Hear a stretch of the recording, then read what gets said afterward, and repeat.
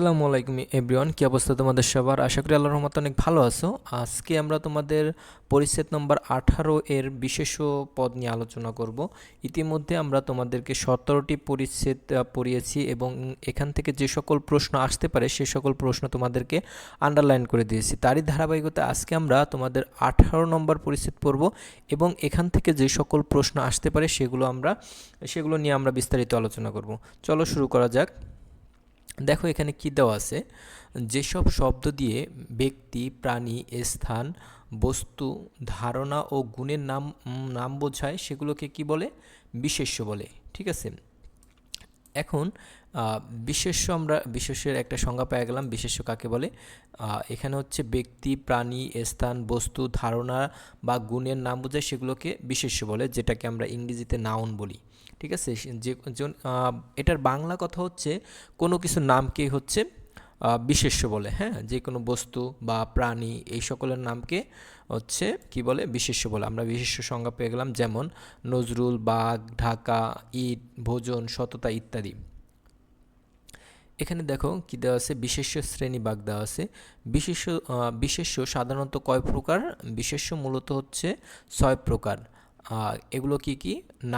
নাম বিশেষ্য, জাতি বিশেষ্য, তারপর বস্তু বিশেষ্য, সমষ্টি বিশেষ্য, এরপর হচ্ছে গুণ বিশেষ্য এবং সর্বশেষে আছে ক্রিয়া বিশেষ্য।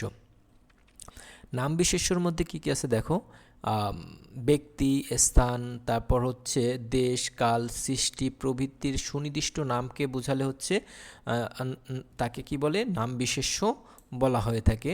এখানে হচ্ছে নাম বিশেষ্যরে যেটা হচ্ছে নাম বিশেষ্য সংজ্ঞা। আচ্ছা, আমরা প্রথমে পাইলাম কি?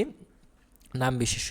এখানে দেখো নাম বিশেষ্যের মধ্যে কি কি দেওয়া আছে, এই যে এখানে এগুলো নিচ্ছে নাম বিশেষ্যের উদাহরণ। ব্যক্তির নাম, যখন আমরা কোনো ব্যক্তির নাম ধরবো তখন হাবিব, সজল, লতা, শম্পা ইত্যাদি। আবার যখন স্থানের নাম আমরা নিব তখন হচ্ছে ঢাকা, বাংলাদেশ, হিমালয়, পদ্মা। তারপর হচ্ছে কাল নাম সোমবার, বৈশাখ, জানুয়ারি, রমজান। সৃষ্টির নাম, কোনো কিছু সৃষ্টির নাম গীতাঞ্জলি। তারপর হচ্ছে সঞ্চিতা, ইত্তেফাক, অপরাজয় বাংলা ইত্যাদি। এরপর কি আছে দেখো, জাতিবাচক বিশেষ্য। জাতিবাচক বিশেষ্য কাকে বলে? জাতি বিশেষ্য সাধারণত সাধারণ বিশেষ্য নামেও পরিচিত। এ ধরনের বিশেষ্য নির্দিষ্ট কোনো নামকে না বুঝিয়ে প্রাণী ও অপ্রাণীর সাধারণ নামকে বোঝায়। এই যে দেখো এইখানে যেটা নাম বিশেষ্য, এটা হচ্ছে মূলত ইংরেজিতে এটাকে বলে প্রপার নাউন, এবং এই যে এখানে জাতি বিশেষ্য এটা হচ্ছে ইংরেজিতে এটাকে বলা হচ্ছে কমন নাউন। ঠিক আছে। এখানে দেখো দুইটা জিনিসের একটু পার্থক্য হচ্ছে। এইখানে হচ্ছে নাম বিশেষ্য হচ্ছে সুনির্দিষ্ট করে যেই কোনো জিনিসের সুনির্দিষ্ট নামকে বোঝাবে, কিন্তু এইখানে জাতি বিশেষ্যের মধ্যে সেটা আবার নাই। জাতি বিশেষ্যের ক্ষেত্রে সুনির্দিষ্ট করে কোনো কিছু না বুঝিয়ে এটা সাধারণ যে নাম সেটাকে বোঝানো হবে। যেমন মানুষের মধ্যে তো অনেক আছে, যেমন ছেলে আছে, মেয়ে আছে। ছেলে মেয়ে ধরো রফিক, শফিক, বন্যা, ঝর্ণা ইত্যাদি। হ্যাঁ, মানুষের মধ্যে এগুলো আছে। তারপর গরু, লাল গরু, কালো গরু, ছাগল সেম। ফুলের মধ্যে গাঁদা, তারপর হচ্ছে গাঁদা ফুল, তারপর বেলি, জবা ইত্যাদি। তারপর হচ্ছে কি ফল, নদী, সাগর, পর্বত ইত্যাদি। এগুলো নিয়ে হচ্ছে আলাদা কোনো স্পষ্ট বা সুনির্দিষ্ট কোনো নাম না বুঝিয়ে কি বোঝাবে? এগুলোর যেই সমষ্টিগত নাম, সমষ্টিগত না, এগুলো নিয়ে হচ্ছে যেগুলো নিয়ে সাধারণ নাম যেগুলো নিয়ে সেগুলো নিয়ে বোঝানো হবে। যেমন আমরা যদি সাগর বলি, সাগর তো অনেক আছে, যেমন তোমার আটলান্টিক মহাসাগর, তারপর হচ্ছে আটলান্টিক মহাসাগর, তারপর হচ্ছে প্রশান্ত মহাসাগর। এগুলো না, এই সাগর না বুঝে শুধু সাগর লাগছে। এরপর হচ্ছে নদী, পদ্মা আছে, নদীর মধ্যে পদ্মা নদী, মেঘনা নদী ইত্যাদি।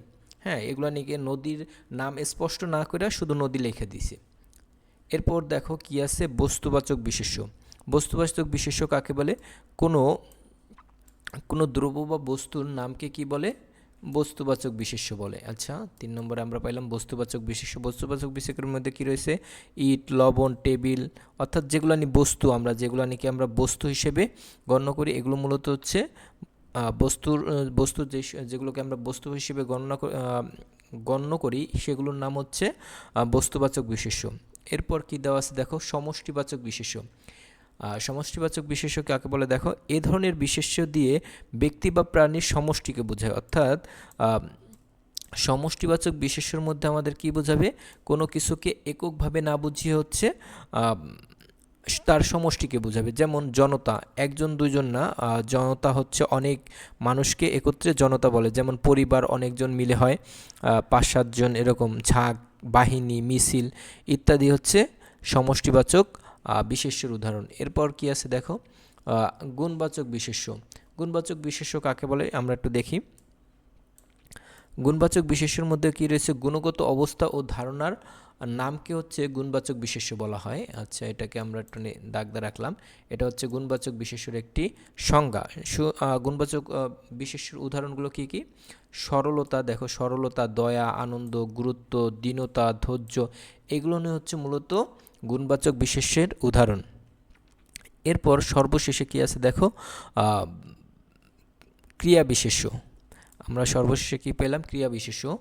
যে বিশেষ্য দিয়ে কোনো ক্রিয়া বা কাজের নামকে বোঝায় তাকে ক্রিয়া বিশেষ্য বলা হয়।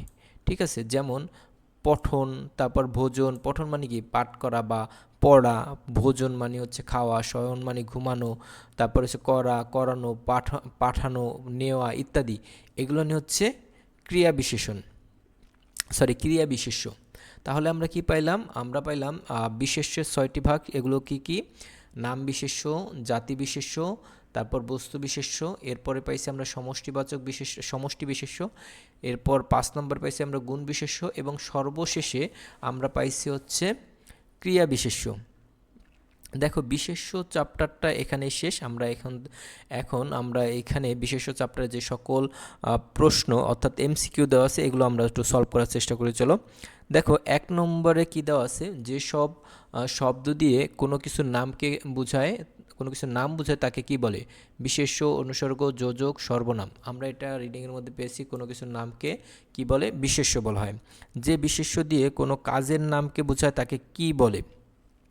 এই যে এখানে আমরা পেয়ে গেছিলাম, যে বিশেষ্য দিয়ে কোনো কাজের নাম বলে তাকে ক্রিয়া বিশেষ্য বলে। এই যে, তার মানে এটা আমাদের 2 নম্বর প্রশ্নের উত্তর কি হবে? ক্রিয়া বিশেষ্য। পদ্মা, পদ্মা কোন জাতীয় বিশেষ্যর নাম? আমরা তোমাদেরকে পড়িয়েছিলাম। পদ্মা হচ্ছে সৃষ্টি, কাল নাম, তারপর হচ্ছে স্থান নাম, ব্যক্তির নাম। আচ্ছা, এখানে দেখি আমরা পদ্মা কিসের নাম? আচ্ছা, সৃষ্টিবাচকের মধ্যে গেল কই?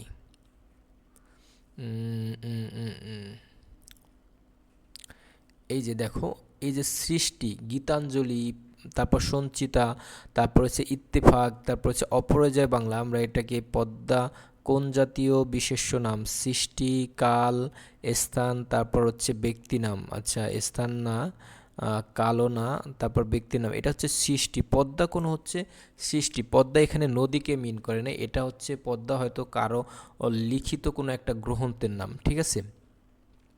এরপর দেখো জাতিবাচক বিশেষ্যের উদাহরণ কোনটি? আকাশ, নদী, পদ্মা, হিমালয়। আচ্ছা, আমরা এখানে দেখি জাতিবাচক বিশেষ্যর মধ্যে আমরা যাই। জাতিবাচক বিশেষ্যের মধ্যে রয়েছে ছাগল, গরু, তারপর হচ্ছে মানুষ, গরু, ছাগল, ফুল, নদী, সাগর, পর্বত। এই যেখানে আমরা পেয়ে গেছি, তার মানে জাতিবাচক বিশেষ্যের উদাহরণ হচ্ছে নদী। নিচের কোনগুলি সমষ্টিবাচক বিশেষ্যের উদাহরণ? পরিবার, মিছিল, নদী, সাগর, সঞ্চিতা, ইত্তেফাক, আকাশ ও বই। এই যে এখানে আমরা একটু আগেই পড়ছিলাম, এটা হচ্ছে জনতা এবং পরিবার, ঝাঁক, মিছিল, বাহিনী। এখানে তার মানে এটা আমাদের কি হবে? এটা। গুণবাচক বিশেষ্য কোনটি? সাগর, সততা, ভোজন, বাহিনী। আমরা গুণবাচক বিশেষ্যের মধ্যে যাই। দেখো গুণবাচক বিশেষ্যের মধ্যে রয়েছে কি কি? সরলতা, দয়া, আনন্দ, গুরুত্ব, দীনতা, ধৈর্য। তার মানে আমাদের এই 6 নম্বরের এই প্রশ্নের উত্তর কি হবে? সততা। নিচের কোনটি কাল নাম শ্রেণীর নাম বিশেষ্য? এখানে দেখো কাল নামের মধ্যে আমরা যাই। আচ্ছা, কাল নাম, এই যে দেখো সোমবার, বৈশাখ, জানুয়ারি, রমজান। এখানে আমরা পেয়ে গেছি আমাদের পরবর্তী প্রশ্ন, এই যে বৈশাখ। দেখো আমাদের এখানে প্রত্যেকটি প্রশ্নের উত্তর আমরা এই যে এখানে যেই রিডিং পড়ছি এইখানেই পেয়ে গেছি। আমি তোমাদেরকে বারবার বলি, তোমরা যদি তোমাদের বাংলা দ্বিতীয় পত্র বইয়ে তোমাদের এমসিকিউগুলো 100% মার্ক তুলতে চাও এমসিকিউ থেকে, তাহলে তোমরা এই যে তোমাদের রিডিং অংশটা আছে এইখান থেকে তোমরা অনেক সহজে এই সকল প্রশ্ন বিভিন্ন এমসিকিউ প্রশ্নের উত্তর দিতে পারবা। এই জন্য এই যে রিডিং আছে এই রিডিংটা খুব ভালোভাবে এবং মনোযোগ সহকারে পড়বা, এবং আমরা যে সকল লাইনগুলো আন্ডারলাইন করে দিয়েছি এগুলো খুব ভালোভাবে পড়বা। হ্যাঁ, এগুলো যদি তোমরা ভালোভাবে পড়ো তাহলে এখান থেকে প্রশ্ন 100% অ্যান্সার করতে পারবা। এটা এই যে তোমাদের আমি বারবার আরেকটা কথা বলি যে তোমাদের বাংলা দ্বিতীয় পত্র বইটা শুধুমাত্র তোমাদের 9-10-এর জন্য না, এটা মূলত জব প্রার্থী, তারপর হচ্ছে অ্যাডমিশন ক্যান্ডিডেট, তারপর হচ্ছে বিসিএস, তুমি যে কোনো পরীক্ষার বাংলা সাইটের জন্য, বাংলা গ্রামারের জন্য এই যে তোমাদের নবম দশম শ্রেণীর এই বইটা খুবই খুবই গুরুত্বপূর্ণ। তাই তোমাদের কাছে জোর রিকোয়েস্ট থাকবে তোমরা নবম দশম শ্রেণীতে থাকা অবস্থায় এই বইটাকে খুব ভালো মতো পড়ে যাও, যাতে করে তোমরা পরবর্তীতে এই বই থেকে আসা প্রশ্নগুলো খুব সহজেই অ্যান্সার করতে পারো। আজকে আমরা পরিচ্ছেদ 18 নম্বর শেষ করলাম। আমরা আগামীকাল অর্থাৎ আমাদের পরবর্তী ক্লাসে আমাদের এই বইয়ের 19 নম্বর পরিচ্ছেদ পড়ব। সে পর্যন্ত তোমরা সকলে ভালো থেকো, সুস্থ থেকো। আল্লাহ হাফেজ।